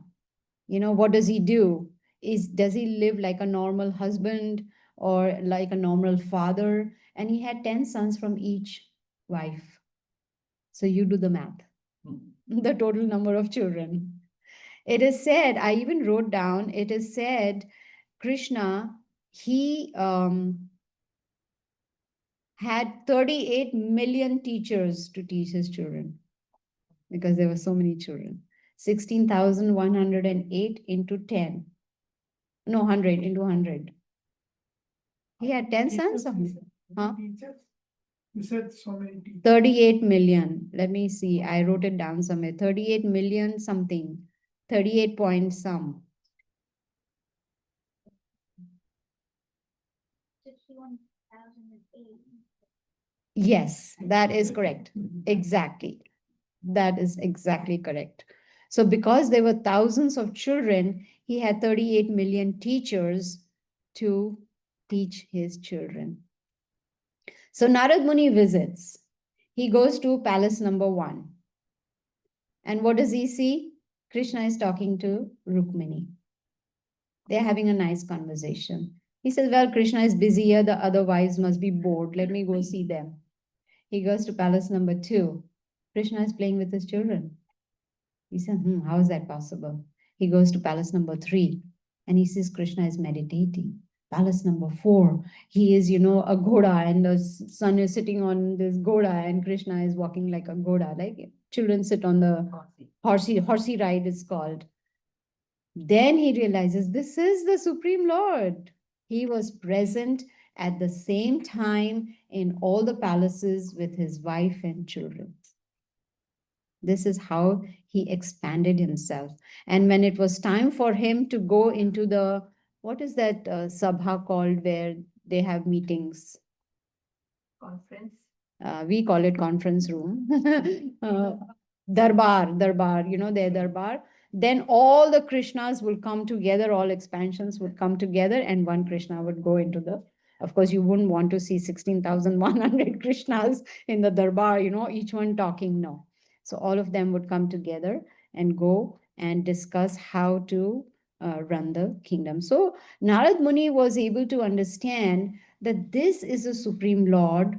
As he says, even in the Bhagavad Gita, even Brahmaji says that Ishwar is, Krishna, Parameshwar is everywhere. And he's a cause of all causes.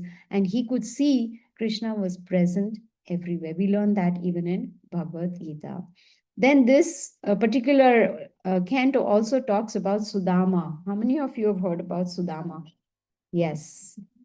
Sudama, of best friend of Krishna. He's poor. Yes, very poor actually.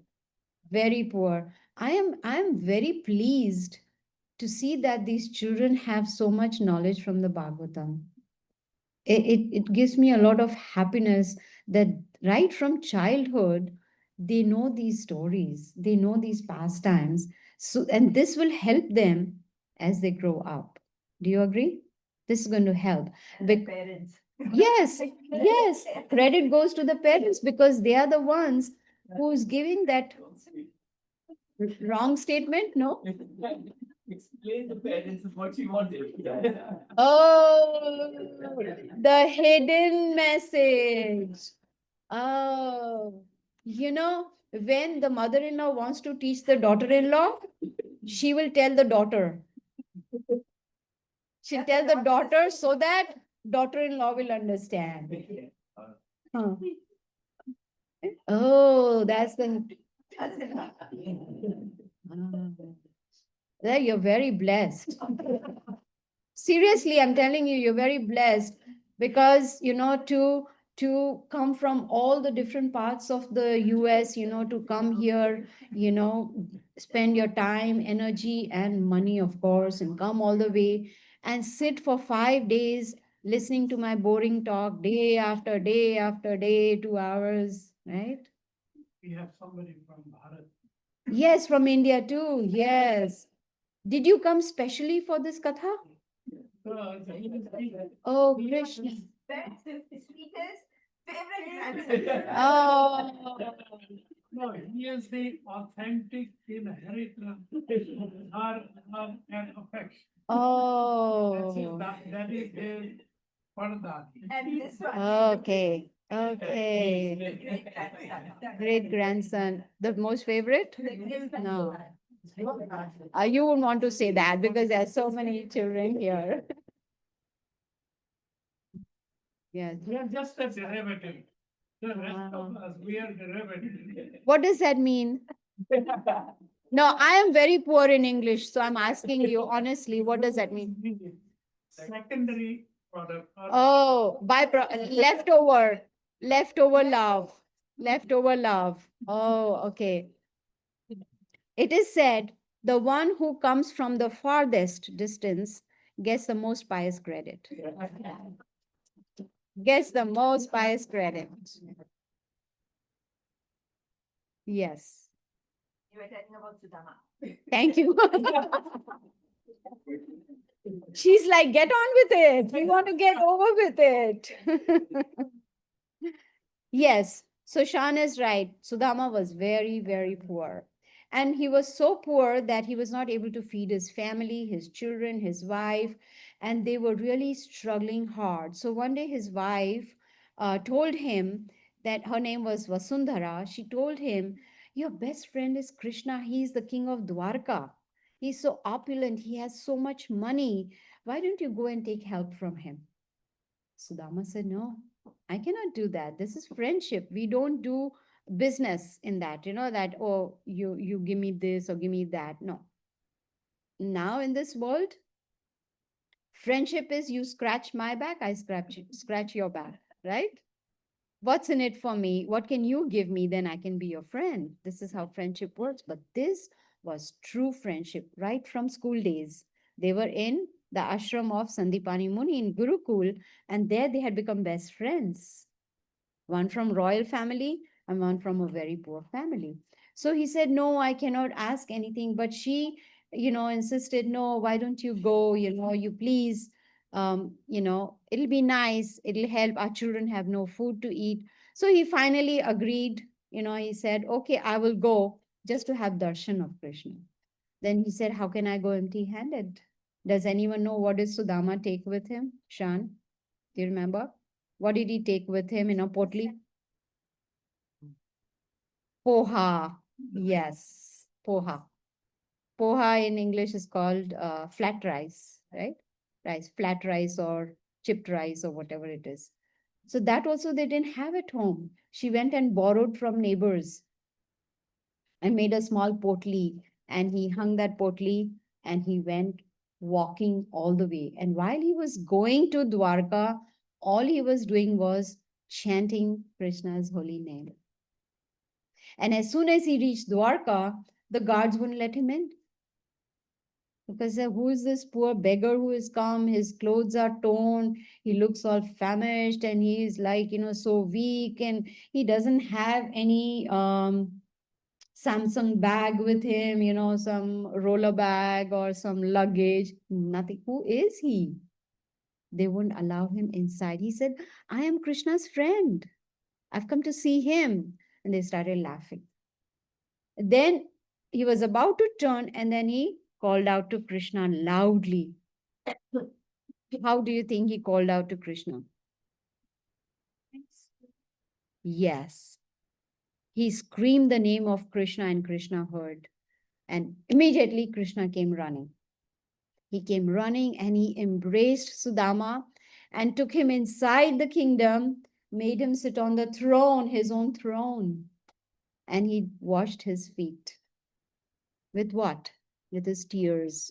He was so happy to see his friend from, school days.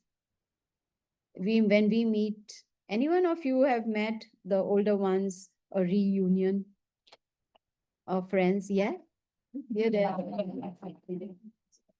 Right? You meet your friends. What do you do when you meet your friends? Yes, go in the pool or say, hi, what's up? Or what's going on? Which games are you playing, etc. Right? When we old people, I'm talking about myself, not anyone else, but the other generation, when we meet, when there's a reunion, what do? We find out what's going on. What have you been doing? Are you working? Are you in business? How many kids you have? Some may ask, how much bank balance do you have or whatever. So here Sudama was shocked that his best friend is washing his feet. He gave him a royal treatment, royal clothes, a big royal feast to eat and a royal bed to rest on. And when he was resting, Krishna was massaging his feet. Can you imagine? Supreme Lord massaging your feet. And now Sudama was crying to see this. And Rukmini was with a big wide eyes and mouth open, like, what's going on? Who is this gentleman who's getting this royal treatment? Then Krishna asked Sudama, what did you bring for me? When we go visit somebody, we take some presents, right? Like all of you must have brought presents. I'm just joking. This is a katha, you don't, right? But then Krishna knew. And he said, no, nothing. He was hiding that potli. No, nothing. He was feeling shy that I am a poor Brahmana, and here is this royal king who has everything that he can find to eat.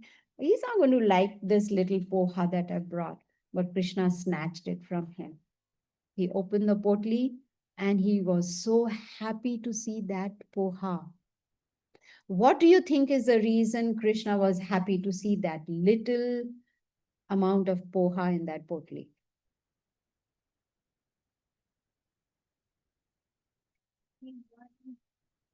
Exactly, it was with love and devotion. That poha was filled with love and devotion for the Lord. And that is what Krishna says in the Bhagavad Gita. Patram pushpam phalam toyam yome bhaktya prayachati bhaktya. He says, if anyone offers me with love and devotion a leaf, a flower, a fruit, or water, patram pushpam phalam toyam, I will accept it. And then that bhoga becomes prasad. So this poha was with full of love and devotion, and Krishna was enjoying eating that, and Rukmini was again more shocked. What is in this poha that he is so engaged in just eating that poha? Now, wife had sent on a mission that you go and take help from Krishna. So Krishna asked Sudama, what can I do for you? If supposing the Supreme Lord was present here and asked us, what do we want? What would we want? Most carry a shopping list in their pocket. It is a shopping list, right? Just like when we go to grocery store, we normally have a shopping list. But Sudama said, no, nothing. I just came to have your darshan. I just came to meet you. I just came to talk to you. And I'm happy and satisfied. And now I would like to go back. Krishna said, you don't want anything? He said, no. And so now Sudama is on the way back. When he's on the way back, he's thinking, what answer am I going to give to my wife that you went empty-handed, came empty-handed, nothing you brought? She may make me turn around and go back again. But he had confidence in Krishna. So when he reached home, the same place where his hut was, he's like, oh, how did I get lost? This is not, where is my house? Where's my hut? Instead, there was a palace over there. Krishna had changed the hut into a palace. And not only that, Krishna had provided maid servants. We need that so badly here, right? In the US. We need maids so badly here. Right? When we go to India, what do we see? One jhadu wali, one bartan wali, one istri wali. That is true. But those who are able to afford, they have so many maids, one to cook nice hot chapatis. And when we come here, do everything yourself. Do your own roti, do your own laundry, right? Here, there were hundreds of maid servants for Sudama's wife. And he was looking for his wife. And there she comes out. Banarasi silk sari with lots of ornaments she's wearing, diamond jewelry, and he couldn't recognize her. He was turning around to go, and she said, Prabhu, it's me, your wife. Hello, it's me. He said, oh, yes. How did she change from a torn sari into this beautiful lady? Then he realized this is mercy of Krishna. Krishna had given him without asking anything. So there is no need for us to ask. Bhagavad Gita teaches us that Krishna knows what is best for us. And he will provide us, if we are on the spiritual path, he will provide us everything that is necessary to progress, if we have a desire to progress. And he will remove everything that is an obstacle on the spiritual path. That is where people get scared. That is where people get scared. I remember in the beginning, in late 80s, we used to have this Bhagavad Gita class in Mumbai. And one time there was this young man, he was, I think he had just started working. He was out of college and he was working, and he asked me a question. Like I asked, afterwards, any questions? And I was flabbergasted when he asked me that question. He said, what would you do? Now, what we have heard in Bhagavad Gita is, that there is this varnashrama system. Like yesterday, I was explaining brahmachari, grihastha, then vanaprastha, and then sannyas, right? So he asked me, what would you do if your husband decided to take sannyas now? And we were how old? In my 30s, I was in my 30s or something, What do you think would be my answer? You have to do your duties first before you do sannyas. Is Krishna's decision, right? Krishna decides. He decides that what is best for us. We may think, oh, Krishna will take away this from me, Krishna will take away that from me. But based on, like Krishna says, ye yatham ma prapadyante tam sthathaiva bhajamiham. As one surrenders unto me, I reward them accordingly. So if our surrender is 100%, then Krishna will take care of our lives 100%. He will protect and he will decide what is best for spiritual growth. So we have to leave it in the hands of Krishna. How many of you know about Draupadi? Right? Draupadi, when she was being disrobed in the assembly, right? Her sari was being pulled.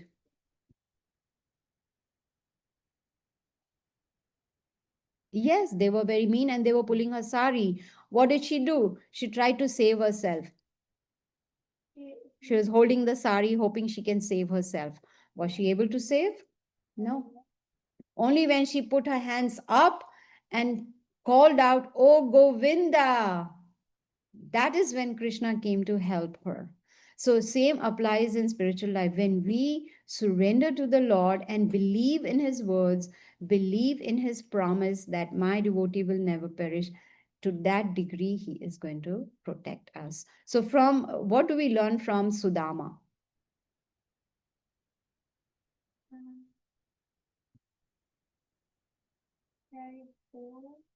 That what? About their friendship, right? We learn about their pure friendship. There was no mixture in their friendship that you do this for me and I will do this for you.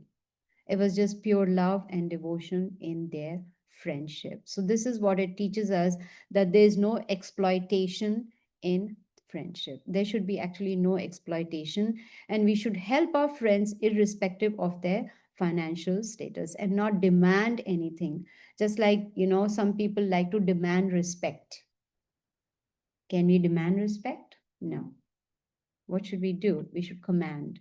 We should behave in such a way that others actually want to respect us. So there is reciprocation of love and devotion between Krishna and Sudama. Actually, it is said by the Acharyas, Sudama was very attached to his poverty.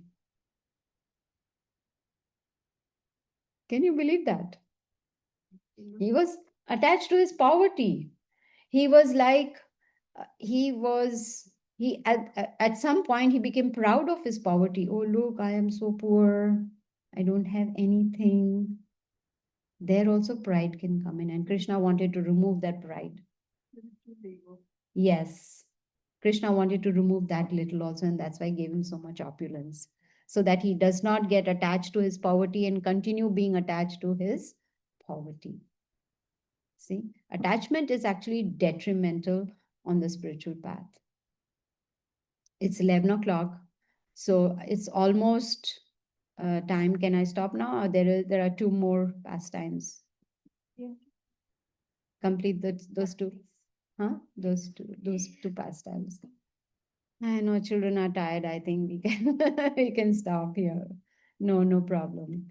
Can I add about Sudama something? Yes, please. Do you want a microphone? So much easier when I was a kid. Uh-huh. That I could take my shirt, put it in the water and hang it. Hang it. Now I have to put it in the washing machine, put it detergent. And then that washing machine shakes, so I have to bring somebody else to remove the shaking. Then take it from there, put it in the dryer. And then now there are wrinkles on it, so then I have to iron. Now I know why Sudama was so happy. No, Yeah. because now if we have to have a drinking water, you have to have a water softener, you have to have a tap. It has to be of stainless Yes. steel. When I was a kid, it was that matka. Matka, And yes. the water was so More healthy also. and so Healthy also. good. Yes. I mean, I was happy. I think he's really ancient. But another thing I learned from this, that he does the laundry at home.